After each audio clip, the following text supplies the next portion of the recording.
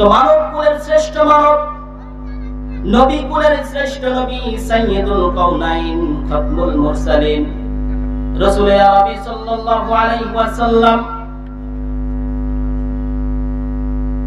আল্লাহ তাআলার কাছে এত মুহাব্বতের বান্দা, এত পেয়ারা রাসূল ছিলেন, যেই মাকাম পর্যন্ত ওঠা কারোর দ্বারা সম্ভব না, তার মাকামে কেউ উঠতে পারবে না, তার মাকামে কেউ উঠতে পারবে না।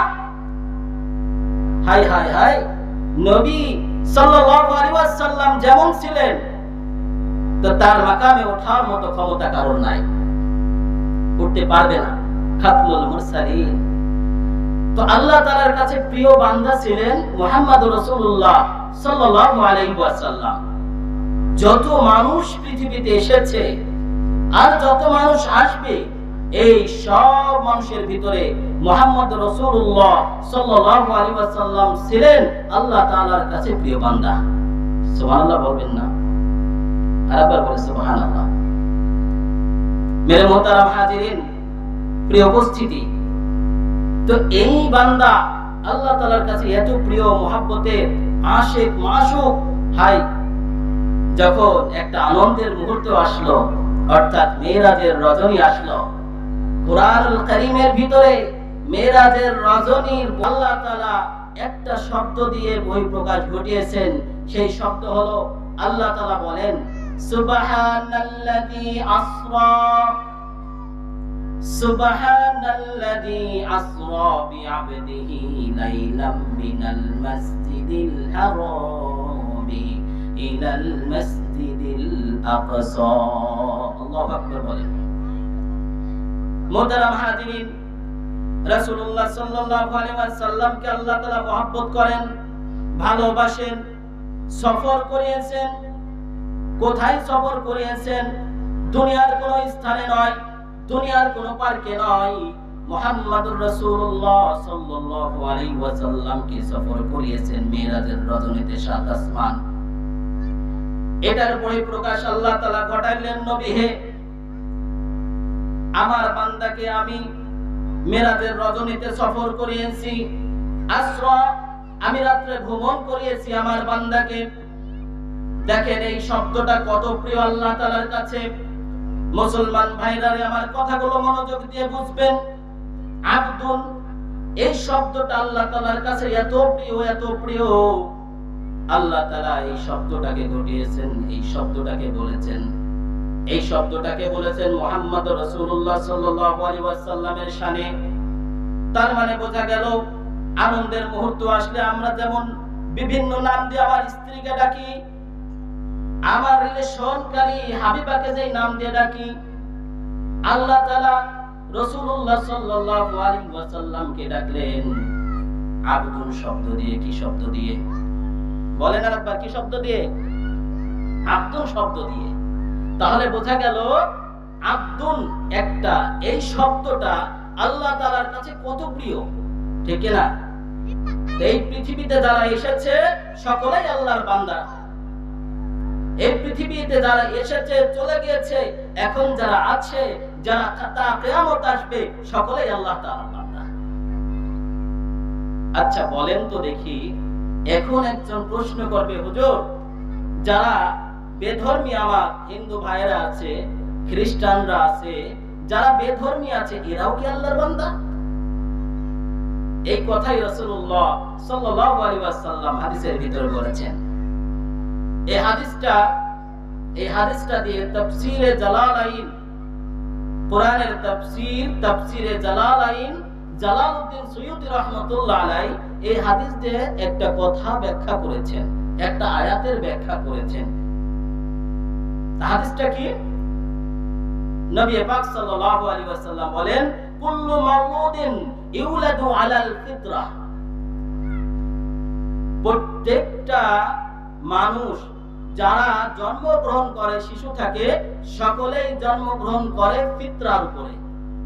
এই ফিতরা একটা শব্দ, এই শব্দের ব্যাখ্যা করতে গিয়ে জালালউদ্দিন সুয়ুতী রাহমাতুল্লাহ আলাইহি তার কিতাবে লেখেন, এই ফিতরা অর্থাৎ আলাল ইসলাম, ইসলামের উপরে জন্মগ্রহণ করেন। সুবহানাল্লাহ বলবেন না? এখন প্রশ্ন, তো তারা ইসলামের জন্মগ্রহণ করে আবার হিন্দু হয়ে যায় কি করে?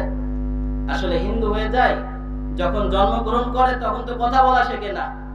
বাবা মা শিখিয়ে দেয়, আমি কি হই তোমার? আমি তোমার মা। বাবা শিখিয়ে দেয়, আমি তোমার কি হয়? অমুক তোমার কি হয়? তমুক তোমার কি হয়? আমার ভাষা বাংলা, ঠিক না? যারা আরবিতে কথা বলে তারাও এভাবে আরবিতে বলে, আমি তোমার কি হই? আমি তোমার উম্মুন, আমি তোমার মা। আনা উম্মুকা, আমি তোমার মা। তো যখন এই সন্তান বড় হয়, এই সন্তানকে তারা নিজ নিজ ধর্মের দিকে আকৃষ্ট করে কাউকে বেধর্মী খ্রিস্টান বানায়, কাউকে হিন্দু বানায়, বিভিন্ন ধর্ম রয়েছে, তারা সে ধর্মের ভিতরে আকৃষ্ট করে। তাহলে আমরা সকলেই বুঝলাম যে আব্দুন আল্লাহ তাআলার বান্দা, সকলেই আল্লাহ তাআলার বান্দা, কথা ঠিক কিনা? এখন আব্দুন শব্দ অর্থাৎ আব্দুনের অর্থ হলো দাস, গোলাম, বান্দা। কথা বলেন, অর্থ বুঝবেন।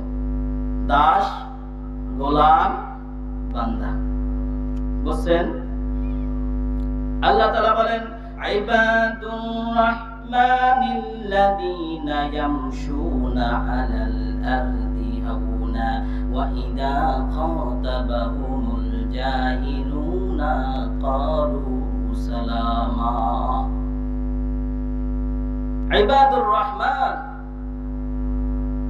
আল্লাহ বান্দারা, রহমানের বান্দারা। আল্লাহ তাআলা রহমানের বান্দা কাদের বললেন? আমাদের বললেন? কথা বলেন। আল্লাহ রহমানের বান্দা কাদের বললেন? আমাদের বললেন, তাই তো? এই আব্দুনের বহু বচন হলো ইবাদুন, অর্থাৎ একটা মানুষ, এখানে একটা মানুষ, তাহলে সে একক, আর ওখানে পাঁচটা মানুষ, তো ওখানে বহু বচন।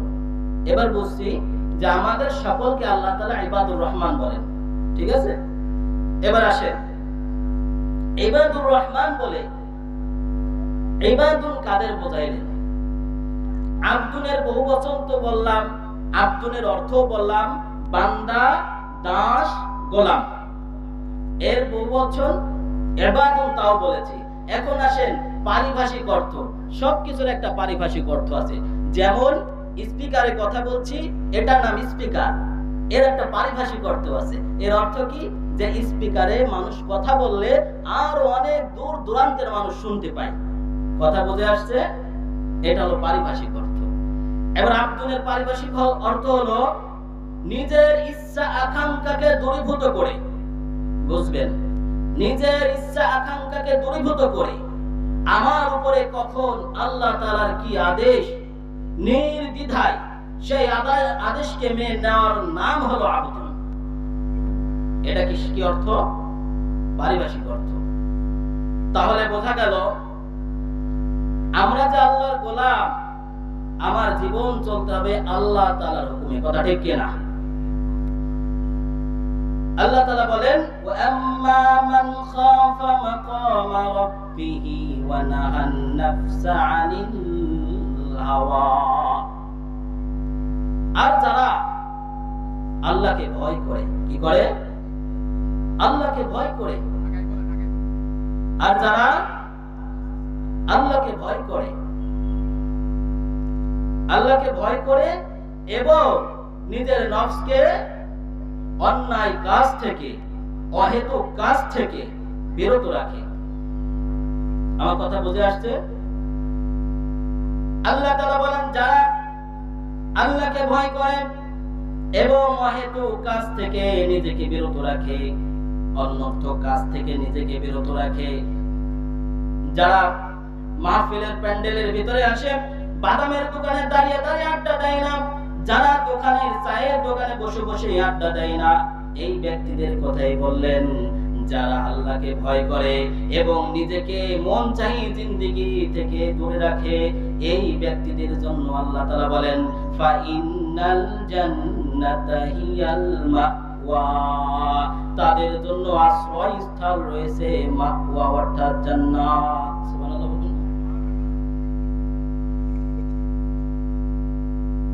আমার কথা বুঝে আসছে নাকি? হ্যাঁ, ঠিক আছে। তো দেখেন,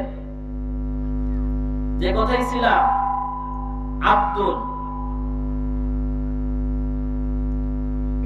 আল্লাহর গোলাম, আল্লাহর বান্দা, দাস, এই কথাই ছিলাম। তো আল্লাহ তাআলা বলেন ইবাদুর রহমান, আল্লাহর গোলাম হতে হলে, আল্লাহর গোলাম হতে হলে, দাস হতে হলে 13টা গুণ থাকা লাগবে। কয়টা? 13টা গুণ। আজকে 13টা গুণ সব বলা সম্ভব নয়, মাত্র কয়েকটা বলবো ইনশাআল্লাহ। 13টা গুণ থাকা লাগবে। 1 নাম্বার গুণ, আল্লাযীনা ইয়ামশুনা আলাল আরদি হাওনা, জমিনে যারা চলে, যারা জমিনে চলে নম্রভাবে। কিভাবে ভাই? নম্রভাবে চলে জমিনে। হাওনা, যারা জমিনে চলে নিজেকে মাটি ভেবে। তাফসীরে জালালাইন, তাফসীরে উসমানী, তাফসীরে মারিফুল কোরআন আর ইবনে কাসির, সব তাফসীরে একই কথা, একই তাফসীর, সেটা হলো যারা বিনম্রভাবে